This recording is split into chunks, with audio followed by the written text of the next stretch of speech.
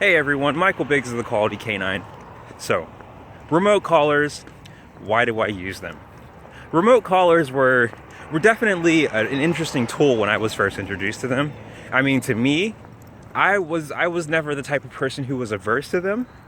I thought the idea of an invisible leash was incredible.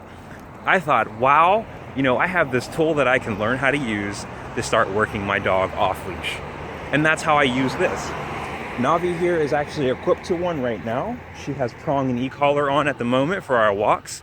And the way that I do it is I actually layer the remote collar on top of the training that I'm actually doing with the dog. So when I go through basic obedience, working on foundation, sit here, down, place, I layer at very low levels.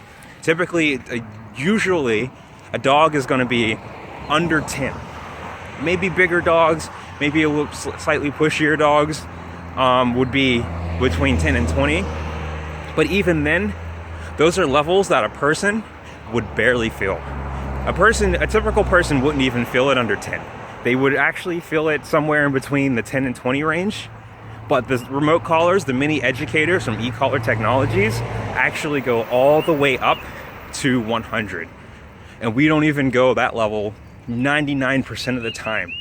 But yes, we do use remote collars, and they are fantastic for setting up the foundation for teaching your dog off-leash work. It's actually just like a little tap.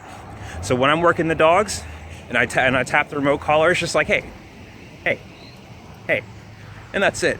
And it teaches the dog to understand that stimulation right on top of the leash pressure that I'm actually already using, which teaches them how to handle that when there is no leash applied.